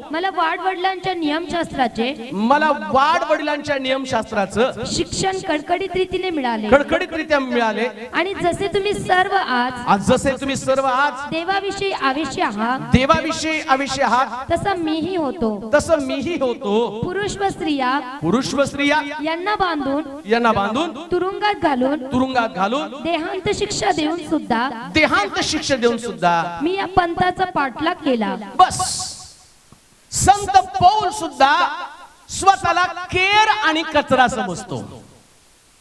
मग संत पौल कोण आहे? तो तुम्ही केर आणि कचरा आहे. ख्रिस्त हा लाभ मिळवण्यासाठी जगातल्या गोष्टी मी केर कचरा. संत पौलाला देवानं निवडण्याचं कारण काय? पण या संत पौलाला मानणारे 11 प्रेषित त्याला मानायला तयार नाही प्रेषित म्हणून, पण स्वतः प्रभू येशू ख्रिस्तानं त्याला दर्शन दिलं, त्याचं परिवर्तन केलं, त्याचं रूपांतर केलं. आणि पौल काय म्हणत आहे? मला पवित्र आत्म्यानं ख्रिस्ताविषयीचे रहस्य सांगितली, ख्रिस्ताची सुवार्ता सांगितली आणि स्वतः ख्रिस्तानं मला दर्शन दिलं. आणि हा पौल म्हणतो की मी खेर आणि कचरा आहे. मग पौल होता कोण? पहिली त्याला प्रौढी मिळवण्याच्या बऱ्याच गोष्टी आहेत. तो त्या रोम मधला सगळ्यात श्रीमंत व्यक्ती होता. कोण आहे पौल? श्रीमंत व्यक्ती. त्याने त्याच्या श्रीमंतीची बढाई मारली. तो श्रीमंत आहे म्हणून देवाने त्याला निवडलं नाही. दुसरी गोष्ट, त्याचे वडील रोमचे नागरिक होते. रोमचं नागरिक असणं साधं नाही. त्या काळामध्ये रोमचं नागरिकत्व मिळवणं त्या पौलाला ज्या बंदिशाळेमध्ये टाकलं आणि त्यांनी सांगितलं की हा रोमी मनुष्य आहे. आणि त्या पौलाने पण म्हटलं रोमी कायद्याप्रमाणे रोमन माणसाला तुम्ही अशी शिक्षा करू शकता का? तिथं असं लिहिलं. ते घाबरले, कारण त्यांना कळलं तो रोमन मनुष्य आहे. आणि पौल त्याच्या रोमन असण्याची प्रौढी मिरवू शकला असता, पण पौल काय म्हणतो? मी रोमन असण्यापेक्षा मला आता कळालं ख्रिस्तासमोर मी केर आणि कचरा आहे. कशाची प्रौढी मारत आहात? कुठल्या घराण्याची, कुठल्या श्रीमंतीची, कुठल्या प्रकारच्या धनाची तुम्ही प्रौढी मारत आहात? देवासमोर येताना श्रीमंत असणारा पौल स्वतःला केर कचरा मानत होता. आणि तिसरी त्याला बढाई मारण्याचं आणि आणखीन एक गोष्ट, तो गमिलियाच्या चरणावरती बसून लहानाचा मोठा झाला. आणि त्याच्या संबंधानं म्हटलं तो गमिलियल कोण व्यक्ती आहे? नियमशास्त्राचा एक मोठा पांडित्य त्यानं मिळवलेलं आहे. ह्याच्यासारखं नियमशास्त्र शिकवणारा व्यक्ती त्या ठिकाणात अस्तित्वात नव्हता. एवढा प्रचंड ज्ञान असणाऱ्या व्यक्तीचा शिष्य त्याच्या चरणाजवळ बसून त्यानं देवाचं वचन शिकलेलं आहे. कधी कधी आम्ही म्हणतो ना, आम्ही शिलोला जातो, आम्हाला शिलोची एवढी आणि तो गमिलेल, असे कितीतरी शिलोचा पांडित्य होता. हा त्या काळामधला सगळ्यात प्रचंड ज्ञान असणारा व्यक्ती त्याचा शिष्य. पण पौलानं त्याही शिष्यत्वाचा गौरव आणि प्रौढी उडवली नाही, तो त्यानं स्वतःला नम्र केलं. फक्त लिहिताना तो आम्हाला बोध करताना सांगतो, हे सगळं पांडित्य माझ्याकडे होतं. एका त्या शिक्षा म्हणजे जो विद्यार्थी त्या ठिकाणी शिक्षण घेतो ना, तो कुठल्या गुरुच्या हाताखाली शिक्षण घेतो त्याला फार महत्व त्या काळामध्ये होतं. आणि म्हणून त्याला विशेष प्रकारची डिग्री कोणत्या गुरुने दिलेली, कोणाकडनं ते शिक्षण घेतलेले, त्या असणाऱ्या गुरुला तितकं महत्व दिलं जात होतं. येशूच्या बाबतीमध्ये येशूला ते गुरु म्हणत होते, येशू हा गुरु म्हणून त्यांनी स्वीकारला होता. तसं पौलानं सुद्धा जर आम्ही पाहतो तो म्हणतो, मी गमिलियाचा शिष्य आहे, नियमशास्त्रातला पंडित आहे. आणि एवढंच नव्हतं तर हा जो गमिलियल आहे तो कोण आहे माहिती का तुम्हाला? अख्ख्या रोम मध्ये सगळ्या लोकांपुढे सन्मान पावलेला व्यक्ती आहे. पौलाला त्याची प्रौढी मिरवण्याचं कारण, तो का नाही प्रौढी मिळू शकला असता? कारण त्या रोम मध्ये सगळ्या लोकांनी त्याला स्वीकारलं होतं आणि त्याचं गौरव केलं होतं. ते म्हटलं की हा एक नंबरचा धार्मिक व्यक्ती, हा एक नंबरचा वचनामध्ये घडून गेलेला व्यक्ती, याच्याकडं वचनाची आणि वचन पाठ आहेत, मुखोद्गत आहेत, तोंडपाठ असणारी व्यक्ती आहे. आणि पौल म्हणतो, मी त्याच्या चरणाजवळ बसून वचन शिकलो. कोणाकडे वचन? नुसतं आमची पोरं सेंट जोसेफला असले, सेंट जोसेफला होतोय. पण तुम्हाला माहिती का, हा त्याचं जे कॉलेज आहे, ज्या कॉलेजमध्ये पौल शिकला, आताची ती ऑक्सफर्ड युनिव्हर्सिटी. कुठे शिक्षण घेतलं धार्मिकतेचं? आत्ताच्या स्थितीला जर तुम्ही बघितलं तर त्याचं शिक्षण आत्ताच्या ऑक्सफर्ड युनिव्हर्सिटी सारखं शिक्षण आहे. पण तो पौल या युनिव्हर्सिटीच्या शिक्षणासमोर स्वतःला कचरा मानत आहे आणि तो म्हणतो, मला ते शिक्षण महत्वाचं नाही, तिथून शिकण्यापेक्षा पवित्र आत्म्याने शिकवलेलं अद्भुत आहे. हालेलुया. किती वचनाचं ज्ञान आहे याच्यावर पण तुमची प्रौढी असता कामा नये. कोणाकडनं तुम्ही शिकला याची पण प्रौढी असू देऊ नका. इतकं देवासमोर नम्र व्हायचं, इतकं परमेश्वरासमोर स्वतःला घटवायचंय. आणि म्हणून आम्ही पाहतो, पौल साधारण व्यक्ती नसताना सुद्धा त्यानं स्वतःला केर आणि कचरा लेखलं. देव असे लोक शोधत आहे जे स्वतःला एकदम कमी लेखत आहे. तुम्ही देवानं तुम्हाला भरपूर गोष्टी दिलेल्या आहेत.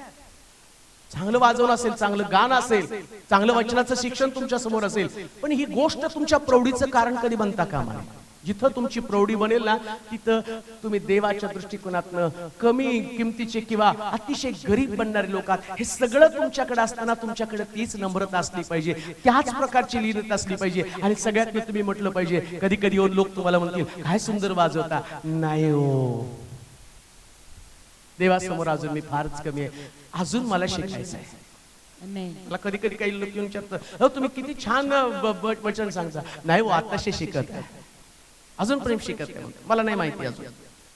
बसतो कधी कधी काही लोक सांगताना मी टिपणं घेत असतो आणि मी सांगतो, अरे काय मुद्दा होता त्यांनी. म्हणलं तुम्हाला, अरे काय मुद्दा मांडला. छोट्या छोट्या मुलांकडनं पण ते शिकतो का. नम्रता जर तुमच्याकडे आल्याशिवाय तुम्ही श्रीमंत होऊ शकतच नाही. श्रीमंत बना. कोणत्याच गोष्टीचा अहंकार, कोणत्याच गोष्टीची प्रौढी मारू नका. पौल एवढा मोठा व्यक्ती असताना सुद्धा सेंट हेनरीन मध्ये मान्यता प्राप्त झालेली व्यक्ती आणि त्या व्यक्तीकडनं त्यानं शिक्षण घेतलं, तरी सुद्धा पौल काय म्हणतोय, मी खेर आणि कचरा. मी ऑक्सफर्ड युनिव्हर्सिटीकडनं शिक्षण घेतलं, तो म्हणतो मी खेर आणि कचरा. तो श्रीमंत व्यक्ती असताना म्हणतो मी खेर आणि कचरा. त्यानं आपल्या श्रीमंतीचा, त्यानं आपल्या स्थानाचा, त्यानं आपल्या गुरुचा, कुठल्याच गोष्टीचा आणि त्यांनी प्रौढी मिरवली नाही. तो लीन बनला, नम्र बनला आणि तीच आमच्यासाठी श्रीमंती. कधी कधी लोकांना कळलं पाहिजे की तुम्ही कोणत्या पदावरती आहात, पण चर्च मध्ये आल्यावर एकदम नम्रच बनलं पाहिजे. हालेलुया. मी परवा कोणाशी तरी बोलताना मी सांगितलं, म्हटलं ह्या व्यक्ती आपले फोटोचे, फेसबुकचे फोटो लाईक करतात आणि ते नेहमी आपल्या फोटोवर कमेंट करतात. म्हटलं एका ब्रदरला दाखवलं, ते म्हटले पास्टर तुम्हाला ते माहिती का ते कोण आहे. अहो ते हायकोर्टचे जज आहेत. म्हटलं अरे मला माहित पण नाही, मी तर त्यांना कधी रिस्पॉन्स पण देत नव्हतो. पण म्हटलं ते हायकोर्टचे जज आहेत, एवढी मोठी व्यक्ती आणि ती व्यक्ती आपल्या समोर असं इतकं नम्र बनते. ज्या वक्त्याची सभा, ज्याची गाण्याचे कार्यक्रम आता 10 तारखेला होणार आहे, तो व्यक्ती आपले फोटो पाहून आणि नेहमी प्रोत्साहन देतो. मला माहित पण नव्हतं तो एवढा व्यक्ती ज्याची मीटिंग घेतली. सांगण्याचं तात्पर्य, लोक जेवढं नम्र करतात देव तेवढा त्यांना उंच करतो. नम्र व्हा. कुठल्याच गोष्टीची प्रौढी मारणं हे आमच्या हातामध्ये नाहीये. आम्ही देवासमोर जाताना स्वतःला इतकं घटवावं, ती खरी आमची संपत्ती आहे. त्यानंतर चौथी संपत्ती आम्ही पाहणार आहोत, कलेसिकराचं पत्र, पहिला अध्याय 27 वचन. कलेसिकराचं पत्र, पहिला अध्याय 27 वचन. या रहस्याच्या गौरवाची संपत्ती, या रहस्याच्या गौरवाची संपत्ती परराष्ट्रीयांमध्ये काय, परराष्ट्रीयांमध्ये काय आहे, काय आहे, हे आपल्या पवित्र जनांना, हे आपल्या पवित्र जनांना कळवणे देवाला बरे वाटले. कळवणे देवाला बरे वाटले. गौरवाची आशा, गौरवाची आशा, असा जो ख्रिस्त, असा जो ख्रिस्त तुम्हामध्ये आहे, तुम्हामध्ये आहे, तो ते रहस्य आहे. तो ते रहस्य आहे. चौथी संपत्ती, रहस्याच्या गौरवाची संपत्ती. कोणती संपत्ती? रहस्याचं गौरव. मग या रहस्याचं गौरव कोणाला मिळणार आहे? कोण या संपत्तीचा मालक बनणार आहे? कोणाकडे रहस्याची संपत्ती आहे? जे परराष्ट्रीय लोकांना दिसत नाही आणि जे अनेक लोकांच्या दृष्टीला येत नाही, ते आत्मिक जीवनात आंधळे झालेले आहेत.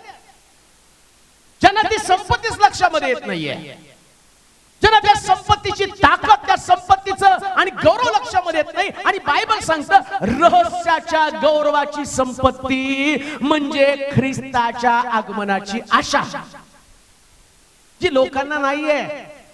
आणि ज्यांना ख्रिस्ताच्या गौरवाची आशा नाही ना, ते लोक जगातली संपत्ती मिळवण्याची धडपड करते. काही पण करून मी श्रीमंत व्हायला पाहिजे. मग कुणाला तरी टोप्या तरी घालेल, नाहीतर कुणाला लुबाडेल तरी, चोऱ्या तरी करेल, दरोडे तरी घालेल, आणि ते करत करत ते जगातली संपत्ती वाढवत आहे. पण ज्यांना ख्रिस्ताच्या गौरवाची आशा आहे, तो आम्ही पाहतो, दरिद्री लाजरसासारखं फोडानं भरलेलं शरीर घेऊन शेवट कुत्रे येऊन चाटत होते, मेजावरचं पडलेलं खात होता. पण त्याला आशा होती, एक दिवस मी मरेल, मला स्वर्गामध्ये स्थान असेल. लक्षात ठेवा, पृथ्वी तलावरचं आमचं जीवन जर अशा प्रकारच्या आशेनं आम्ही जगत असू, तर कधी सुद्धा आम्ही देवाला दोष देत बसणार नाही. आम्हाला खात्री आहे, आमचं दुःख एक दिवशी नाहीच होणार आहे, आमचा आजार एक दिवशी संपणार आहे. कधी कधी आजारपणामुळे आम्ही निराश होतो, कौटुंबिक स्थितीमुळे आमचं मन खचलं जातं, आमच्या कुटुंबामध्ये असणाऱ्या सर्व प्रकारच्या पीडा, त्रास याच्या आमच्या अंतःकरणामध्ये निराशा येते. पण ज्यास आम्हाला ख्रिस्ताच्या आगमनाची आशा येते आणि त्यास आम्हाला वाटतं, एक दिवस खुल जाएगी किताबें, जब भी हिसाब होगा, इंसाफ का तराजू यीशु के हाथ होगा. ढगावरती बसून देवाचा पुत्र परत येणार आहे आणि तो आल्यावर आम्हाला स्वर्गामध्ये घेऊन जाणार आहे. त्यास आमचं शरीर जे आता रोगानं भरलेलं आहे, आणि त्या मी पाहतो, या दरिद्री लाजरसला त्याचं शरीर फोडानं भरलेलं होतं, पण त्याला ठाऊक होतं, जर ख्रिस्त आला तर हे शरीर माझ्याकडे असणार आहे, माझ्याकडे गौरवी शरीर असणार आहे. म्हणून आज आमच्या शरीरामध्ये जर आजारपण असेल, तर त्याच्याबद्दल आम्ही देवाला दोष देण्याचं काम करत नाही. आम्ही म्हणतो, या शरीरामध्ये अशाच अवस्थेमध्ये मरण आलं तरी चालेल, परंतु ख्रिस्ताच्या राज्यामध्ये माझ्याकडे एक सुंदर अद्भुत प्रकारचं शरीर असेल. कदाचित आज पृथ्वी तलावर राहताना तुमच्याकडे चांगलं घर नसेल, तुमचा बँक बॅलन्स नसेल, तुमच्याकडे संपत्ती नसेल, तुम्हाला ओळखणारे लोक नसतील, तुमचा अपमान करणारे लोक असतील, परंतु एक दिवशी तुम्हाला ती आशा आहे, जगात अपमानित झालं तर स्वर्गामध्ये माझ्या पाठीवर थाप मारणारा माझा मालक आहे. हालेलुया. मग कशी निराश होतील? आज लोक सगळीकडे निराश आहे. काही लोक आजारपणामुळे निराश आहे, काही लोक कर्जामुळे निराश आहे, आणि त्यांना सुसाईड करूशी वाटते. काल जिथं आपण प्रार्थनेला गेलो, आणि प्रार्थनेला गेलो, तो मुलगा म्हटला, घरामध्ये बसलो, दुसरीकडे राहिला होतो, पण तो दुरात्मा त्याला त्या घरामध्ये घेऊन आला आणि सांगितलं, फाशी घे, मर्या फॅनला बांधून. आणि तो म्हणला, दोरी बांधली, आणि तेवढ्यात आईला फोन करून सांगितलं, मी आता फाशी घेणार आहे. आणि ती आई ती म्हटली, मी पटकन गाडीला बसले आणि आले, पाहतो तर काय हा फाशी घेणार होता, पण तेवढ्यात मी वाचलो, मला वाचवलं तुमच्या येशूनं. खरंच तुमचा येशू महान आहे. सांगण्याचं तात्पर्य, लोकांकडे प्रश्न आहेत, ते जीवन संपवतात, पण ज्यांना आशा आहेत ना, धार्मिक मरण समय सुद्धा आशावादी असतो. गौरवाची आशा आहे. ते श्रीमंत लोक आहेत. लोक तुम्हाला विचारतील, एवढं तुम्ही कठीण परिस्थितीमध्ये विश्वास कसा ठेवता? हसून त्यांना उत्तर द्या, हे जाणार आहे दिवस, त्या दिवसाची आम्ही वाट पाहतो. हालेलुया.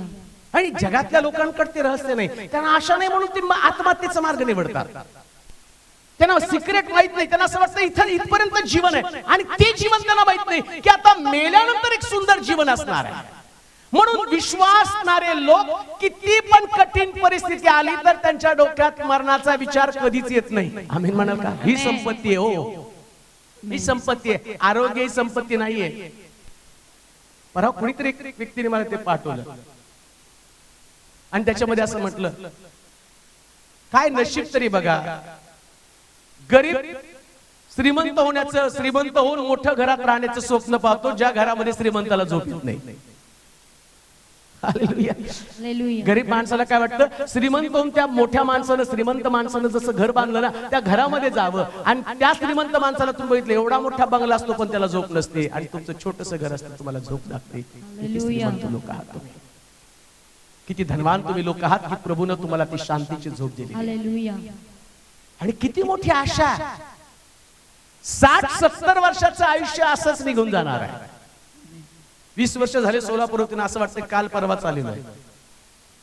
आणि कधी कधी प्रार्थना करताना फार दुःख होतं. म्हटलं देवा, 20 वर्ष अशी पळाली, अजून 20 वर्षानं म्हातारा होऊन जाईल, मग कशी काय मी सेवा करू? मग मी देवाला प्रार्थना करताना म्हणतो, तो वेग आहे ना, त्याच्या दुप्पट वेग आता मला दे, कारण मला त्यावेळेस कमी काम करताना, आता मला जास्त काम करायचंय. सांगण्याचं तात्पर्य, मी ते दुःखाचे दिवस आठवत नाही ज्या दिवसामध्ये मला असं वाटलं की मी मरावं. मला आता त्या दिवसाची आठवण येतं. माझ्यासारखे मरणारे कितीतरी सेवक आहेत, त्यांना देवाच्या वचनाची आशा द्यावी आणि त्यांना सांगावं, तुमच्यासाठी उद्धार करता देवाच्या उजवीकडे बसले. मरू देऊ नका कुणाला. श्रीमंत बना, धनवान बना, निराश असलेल्या लोकांना आशा द्या. श्रीमंत बना, त्यांना त्या पिढ्यातनं बाहेर काढण्याची आशा तुम्ही द्या. तुम्हीच तुमच्या प्रश्नामध्ये घडून जाऊ नका. कधी कधी लोक त्याच प्रश्नामध्ये, काही लोक म्हणतात नवरा ऐकत नाही, नवरा नांदवत नाही. अहो, का त्या प्रश्नात नवऱ्याला नांदवण्यापेक्षा दुला, ज्या घरात दुल्हन दुला आने वाला आहे, या दुल्याला त्याला तो तुझ्या बरोबर येईल का नाही, त्यापेक्षा त्याच्या बरोबर तयार होणार. आमीन म्हणाल का? हा ऐकत नाही, याचं काय झालं? अहो, त्या सैतानाने त्याला हाताशी धरलं. तुम्ही त्याच्या बरोबर जाऊ नये, याच्या बरोबर जाण्याचा विचार करू नका, त्याच्या बरोबर जाण्याचा विचार करा. हा कबरेपर्यंत आहे, हा कबरेपर्यंत आहे. कबरेच्या नंतर तो तुमच्या बरोबर नाही, पण हा जो दुला आहे, हा जो वर आहे, हा वर स्वर्गामध्ये तुमच्या बरोबर असणार. हालेलुया. म्हणून कौटुंबिक प्रश्नामध्ये अडकून जीवन संपवण्याचा पण विचार करू नका. आर्थिक स्थितीचा विचार करू नका. तुमची कौटुंबिक स्थिती खालवलेली असेल, तुम्ही कर्जबाजारी आहात म्हणून पण जीवन संपू नका. तुमचं शरीर रोगानं भरलेलं असेल म्हणून पण जीवन संपवण्याचा विचार करू नका. का या संपत्तीकडे तुमचं लक्ष गेलं नाही का? आणि देवानं तुमचे डोळे उघडावेत. तुम्ही ज्या प्रश्नाशी लढत आहात त्यापेक्षा तुम्हाला देवाच्या राज्याशी झगडावं लागणार आहे. आणि बायबल सांगतं, मनुष्यानं सारे जग मिळवून आपल्या आत्म्याचा नाश केला तर त्याला काय लाभ आहे? देवाचे प्रिय लोक, आज रात्री आम्हाला गौरवाची आशा आणि रहस्य काय माहिती का? हेच रहस्य आहे की आम्ही आमच्या शरीराचं रूपांतर होणार आहे. आणि सगळ्यात महत्वाची गोष्ट काय माहिती का? या पृथ्वी तलावर समजा मी राष्ट्रपती सारखा 300 खोल्याचा बंगला बांधला,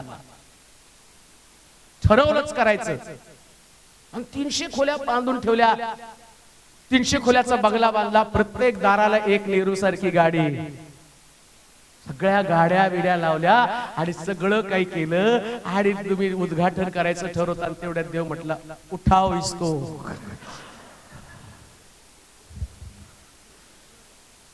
मग हालेलुया, प्रेज द लॉर्ड. बरं, ते सोडा, एवढं सगळं बांधलं आणि तुम्ही निमंत्रण पत्रिका छापल्या आणि रात्रीच प्रभू येशू ख्रिस्ताला चला, काय फायदा आहे त्याचा?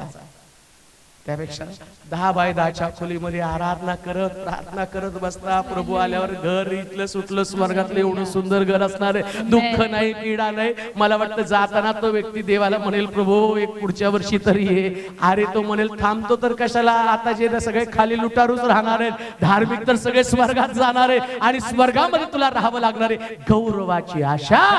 आमेन. म्हणून देवाचे लोक कधी दुःखी नसतात. हालेलुया. त्यांच्याकडे 10 खोल्याचा बंगला असला तर एक खोलीमध्ये जो आनंद होता तोच 10 खोलीमध्ये, आणि 10 खोल्यांमध्ये तोच आनंद जो एक खोलीमध्ये. का तिथे गेल्यावर तुम्ही आतमध्ये फिरत बसता का कार घेऊन? नाही हो. तेच काम आहे. आंघोळ करायची, जेवायचं आणि कुठंतरी पूर्वी एका खोलीत झोपत होता, पलंगाखाली झोपायचा. आता मात्र तुम्ही एका खोलीमध्ये एक बेड टाकता, पण झोपताच ना करता तिथं तरंगत पोहत बसता रात्री झोप नाही. काय फायदा आहे सगळं करत बसता? हे तुमच्या सोयीसाठी देवानं तुम्हाला दिलंय, पण लक्षात ठेवा याच्यापेक्षा मोठं स्वर्गाचं राज्य आहे. हालेलुया. ते नाही म्हणून दुःख मानत बसू नका. ते माझ्याकडे नाही. आणि तुम्ही कुठल्या घराचा विचार करत आहात हो?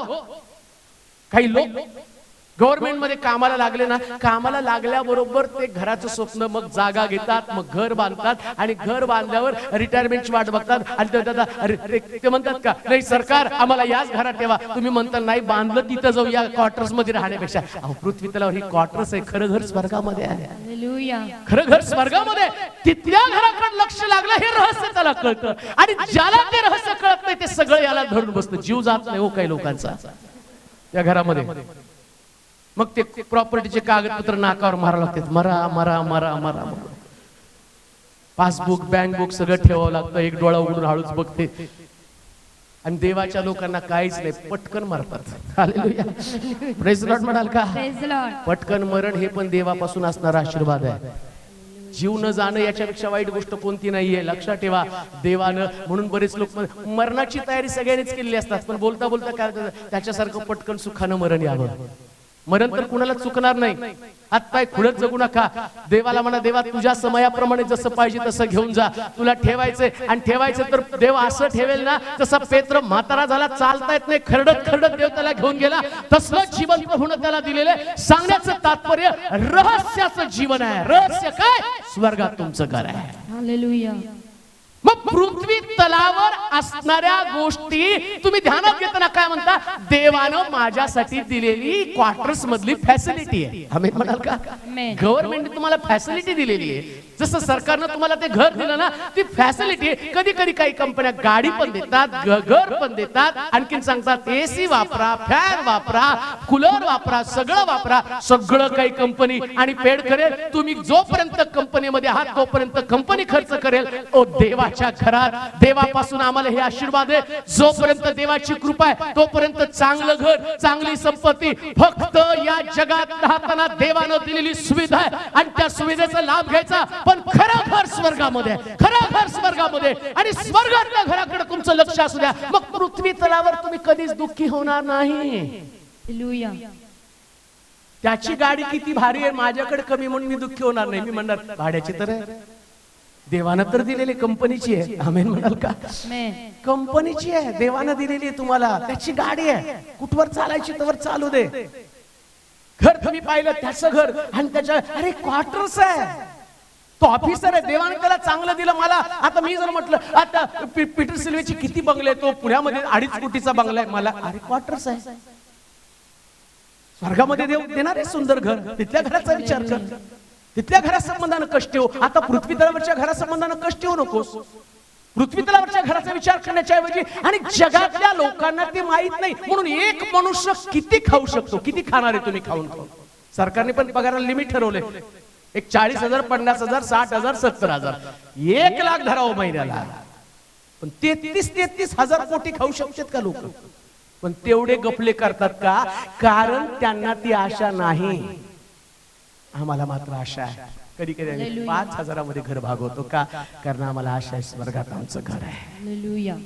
कधी कधी कमी पगारात, तुटपुंजा पगारामध्ये आम्ही दोष न देता एवढं विश्वासू जीवन जगतो, एवढं प्रार्थनाशील जीवन जगतो, गुडघे टेकतो, देवाला धन्यवाद देतो, आभार मानतो. म्हणतो देवा खरंच मला आशा आहे. या पृथ्वी तलावरच्या घराचं, पगाराचं, संपत्तीची मला काळजी नाही. स्वर्गामध्ये माझ्यासाठी किती सुंदर तू घर बांधत आहे. आणि ती स्वर्गातलं घर बांधत असताना तुमच्या रोजच्या जीवनामध्ये असणाऱ्या अडचणींचा सामना तुम्ही इतकं समर्थपणे करता की तुमच्या डोळ्यात अश्रू नाही, अंतःकरणामध्ये दुःख नाही आणि कधी पीडा तुम्हाला जाणवत नाही. कधी तुमचं शरीरातली शुगर वाढलेली असते, कधी बीपी वाढलेली असतं, कधी तुमची छाती धडधडत असते, कधी गुडघे दुखतात, कधी डोकं दुखतं, कधी झोप येत नाही. सगळं तुम्ही करताना काय म्हणता? असं म्हणू नका देवा हे का दुःख नाही. त्या गोष्टीचा विचार करा. मी स्वर्गामध्ये पोहोचल्यावर काय सुंदर शरीर असणार आहे. ओ हे शरीर, त्याच्यामध्ये कुठला व्याधी, कुठला विकार, कोणता आजार आणि कोणत्या प्रकारच्या पीडा नसणार आहे. आज तुम्ही जगामध्ये पाहताना साधं डोकेदुखीच्या त्रासाला कंटाळून लोक आत्महत्या करत आहे. पोटदुखीच्या त्रासाला लोक कटवून आत्महत्या करत आहे, कित्येक लोक आपलं जीवन संपवत आहे कारण त्यांना आशा नाही.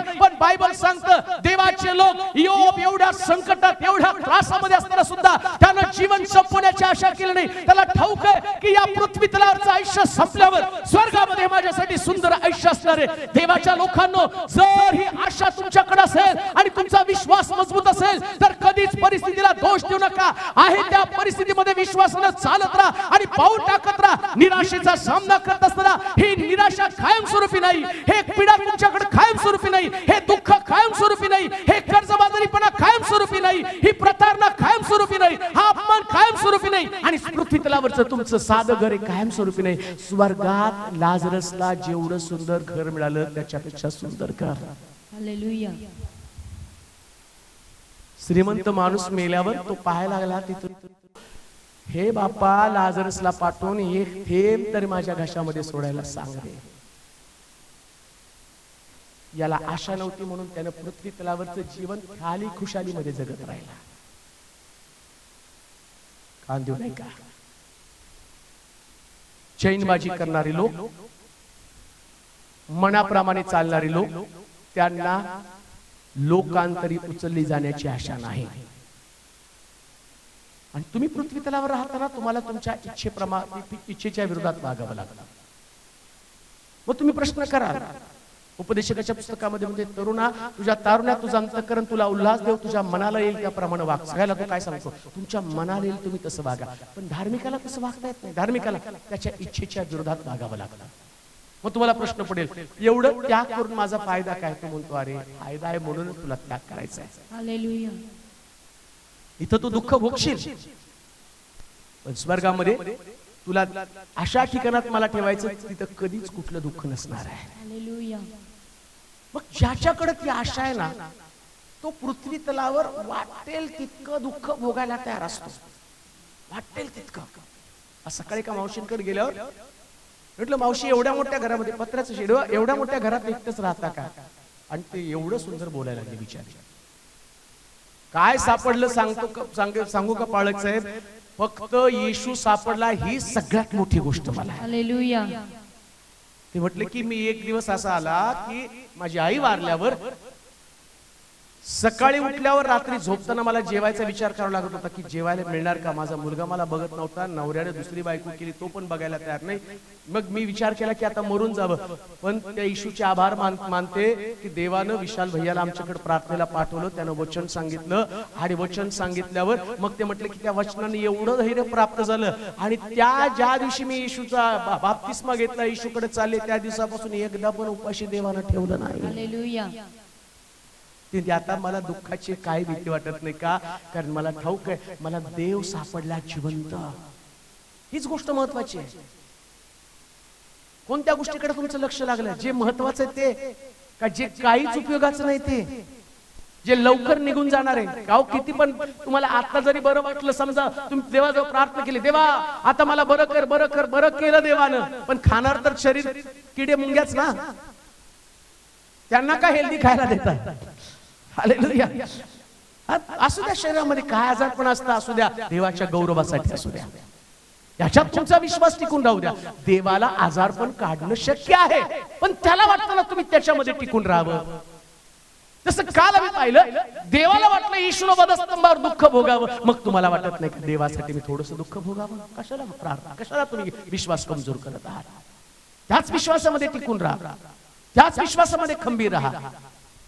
कदाचित तुमच्याकडे लेकरं नसतील, कदाचित तुमच्याकडे पती नसेल, कदाचित तुमच्याकडे चांगलं घर नसेल, कदाचित तुमच्या घरामध्ये तुम्हाला सांभाळणारं कोणी नसेल, कदाचित तुमचं शरीर वेगवेगळ्या प्रकारच्या रोगाने त्याला घर केलं असेल. मग काय परिस्थितीला दोष देता का आणि देवाच्या मार्गापासून फारकत घेता का? हे परराष्ट्रीय लोकांचं जीवन आहे, आमचं जीवन नाही. आमचं जीवन तर देवामध्ये आशाचं असणारं जीवन आहे. आम्हाला माहिती आहे स्वर्गामध्ये आम्ही देवाचे लेकरं म्हणून जाणार आहोत. हालेलुया. कोणाचा नवरा कोणाची बायको नाही. आमेन म्हणाल का? म्हणून तर येशूला विचारलं, एक बाई होती, तिचा नवरा मेला, मग दिरानं लग्न केलं, असे करत करत 6 जण मेले आणि 7वा पण केला, तोही मेला. आता स्वर्गात ती कोणाची बायको असणार? येशू म्हणला, कोण कोणाची बायको नाही, कोण कोणाचा मुलगा नाही. हालेलुया. हालेलुया. हालेलुया. कशाला अडकून पडता इथं? हा माझा सोन्यान, तो माझा नवरा, तो माझा पिंट्यान, तो माझा चिंट्यान, ही माझी छकुली, माझी पकोली, सोडून द्या. कशाला त्यांच्यासाठी दुःखी होता? देवासाठी जगा, हालेलुया. देवासाठी जगा. अशा तीच आहे. कित्येक वेळा लेकरांनी चुकले तर आई वडील म्हणतात तो मुलगा नापा झाला, मरून गेला. अरे कशाला मरतो? मरू दे की त्या पोराला. नापा झाला तर नापा झाला. तुझं स्वर्गाच्या राज्यात तुला जायचंय ना, त्याच्यासाठी खबरदारी घे. त्याला पण शिकव, प्रार्थना कर त्याच्यासाठी. आता नाही देव पुन्हा यश देईल, पण तुला स्वर्गामध्ये ज्यांना आशा नाही ते बारीक सारीक कारणावरून आत्महत्या. आता तर काय शिंक आली तर आत्महत्या करते. का शिंक आली? म्हणून इतके लोकांना मरायचं येड लागले. काहींना खायचं येईल, काहींना मरायचं येड, जीवाला पीडा देऊन आणि संपवायचं वेळ लागून टाकलेलं आहे. कारण त्यांच्याकडे आशा नाही. पण ज्यांच्याकडे आशा आहे ना, एवढं दुःख भोगून सुद्धा विश्वासामध्ये पाऊल टाकतात. हालेलुया. किती त्रास झाला तरी देवाचा मार्ग सोडत नाही. मरणाचा बाका प्रसंगाला जसं पौल म्हणतो, 3 वेळा माझं जहाज सुटलं, 5 वेळा मी 39 फटके खाल्ले, पण त्यानं कधी सुद्धा आणि त्या गोष्टीचा विचार केला नाही. त्याला ठाऊक आहे शरीर आहे तोपर्यंत त्रास आहे. आणि लक्षात ठेवा, जोपर्यंत मनुष्य जात पृथ्वी तलावर, मनुष्य नावाचा प्राणी जोपर्यंत पृथ्वी तलावर आहे तोपर्यंत त्रास आहे. हालेलुया. हालेलुया. जेव्हा मनुष्य नावाचा प्राणी संपेल तेव्हा त्रास संपेल. म्हणून माणसांमध्ये वावरताना मनुष्य, प्राणी, तुमची पत्नी, तुमची लेकरं, तुमचे नातेवाईक, तुमचा समाज, तुमचे शेजारी, कामाच्या ठिकाणावरचे लोक, आजूबाजूचे लोक हे तुमच्यासाठी त्रासाचं कारण ठरतील. त्यांच्याकडच्या गोष्टी तुमच्याकडे नाही, त्यांच्याकडचं आरोग्य तुमच्याकडे नाही, त्यांच्याकडची बरकत तुमच्याकडे नाही. याच्यानं डिस्टर्ब होऊ नका. स्वर्गामध्ये देव तुमच्यासाठी काय करत आहे तिथं लक्ष लागू द्या. रात्री झोपताना त्या गोष्टीने आनंदित व्हा. माझा येशू मला म्हटलं मी तुमच्यासाठी जागा तयार करायला जातो. आणि तुम्ही सारखं म्हटलं पाहिजे बांधकाम कुठवर आलं, बांधकाम कुठवर आलं, आता घराला खिडक्या लागल्यात का, छप्पर लागलं का, काय सुंदर घर असणार आहे. असं मी ऐकलंय तिथं सोन्याचे रस्ते, रस्ते सोन्याचं तर घर कसलं असणार आहे. हालेलुया. या प्रकारच्या आशेनं अंतःकरण हर्षित होतं. सगळी निराशा एका क्षणात निघून जाते आणि वाट लागते त्या दृष्टीकडे. कधी कधी आम्ही काही ठिकाणात गेल्यावर म्हणतो काय सुंदर घर आहे, आणि मी ते घर पाहिल्यावर म्हणतो बापरे, यांच्या कल्पकतेनं देवानं त्यांना थोडंसं ज्ञान दिलं, एवढं सुंदर बांधलं. आणि देव माझं घर बांधताना किती कल्पकता वापरणार आहे. आणि तुम्हाला माहिती का, हे घर बांधताना देवदूतांना देवाने कामाला लावले. हालेलुया. Praise Lord. पृथ्वी तलावर तुम्ही मरणारे माणसं, पण देवदूत तुमच्यासाठी घर बांधते. कदाचित ते डोक्यावर कपाळावर हात मारून घेत असतील, माणूस झालं असतो तर बरं झालं असतं. देवदूतांना कामाला लावलं, पण देव तुमच्यासाठी स्वर्गामध्ये उत्तम काम करत आहे. म्हणून आशेनं जीवन जगा. कोणतं आशा? ते रहस्य. ज्याच्याकडे ही श्रीमंती आहे ना, तो जगातल्या श्रीमंतीचा विचार करत नाही. कोणती? कोणतं रहस्य? गौरवाची आशा. कोणती संपत्ती? प्रभू येशू ख्रिस्त ढगावरती बसून येणार ही आशा ज्याच्याकडे, तो श्रीमंत आहे. मग मी जगातल्या संपत्तीविषयी बोलत नाही, तुमचा बँक बॅलन्स किती आहे. मनुष्य सारखं त्याला असं वाटतं ना माझ्याकडे भरपूर पैसा असावा, ज्याच्या, आणि तो त्याने विचार केला पाहिजे भरपूर पैसा ठेवून तरी उपयोग काय, येशू आला तर कसं. म्हणून सगळा संपू नका. त्याला यायला विलंब लागला तर मग तेल तर पाहिजे का नाही, ऐक तर म्हटलं की थोडस भांड्यात तेल असावं, तसं थोडासा राहू द्या, पण एवढं तो तुमच्या उपयोगासाठी असू द्या. जेवढा तुम्हाला लागतो तेवढा तुमच्या उपयोगासाठी. जसं मी पाहतो शहाण्या कुमारिकांनी थोडं तेल ठेवलं, मूर्खांनी ठेवलंच नाही. म्हणून थोडासा पैसा साठवा. अगदीच नील होऊ नका, सगळं पण खर्च करू नका, कारण ऐन टायमाला गडबड होईल. मग तुम्ही मला देवा, अरे तुम्हाला तेव्हा सांगितलं की शहाण्यांनी थोडस तेल ठेवलं, वेळ आली तर खर्च करावं म्हणून. तसं थोडस ठेवा, पण नुसतं काही लोकांना न खाता खाता साठवायची सवय, खायचं कमी साठवायचं जाता. पण ख्रिस्ती लोक मात्र पटायत आहेत, ते खातात कमी साठवतात, कमी साठवतात आणि जास्त खातात. देवाला धन्यवाद असो, कारण तुम्हाला आशा आहे, तुमचा देव तुम्हाला घेऊन जायला येणार आहे. हालेलुया. हालेलुया. गौरवाची संपत्ती म्हणजे ख्रिस्ताचं दुसरं आगमन. दयेची संपत्ती आपण पुढच्या वेळेस पाहणार आहोत. परंतु लक्षात ठेवा, या श्रीमंतीला जपा, या श्रीमंतीला मजबूत करा. रोज ख्रिस्त येणारे या आशेवर डोळे लावून ठेवा, आणि लोकांना भेटल्यावर तोच आनंदाची सुवार्ता सांगा. काय सांगायचं? दुःख जाणार आहे, Amen. Praise the Lord. Praise the काही Lord. लोक तुम्हाला भेटतील ते म्हणतील नाही हो खूप प्रार्थना केली आणि पहा तुम्ही प्रार्थना करून पण शरीरातला आजार गेला नाही, त्याला सांगा आणि ती सोडून द्या, स्वर्गात खूप सुंदर शरीर असणार आहे. Hallelujah. ह्याच्याने निराश होऊ नका, चर्चला यायचं बंद करू नका, देवामध्ये विश्वासू राहा. ही संपत्ती ज्याच्याकडे आहे, आणि बायबल सांगतं की रहस्याची संपत्ती अनेक लोकांच्या दृष्टीला येत नाही, म्हणून त्यानं देवाचा मार्ग सोडलेला आहे. देव करो या संपत्तीनं आमचं जीवन मजबूत करण्यासाठी प्रभू आमचं सहाय्य करू. आपले डोळे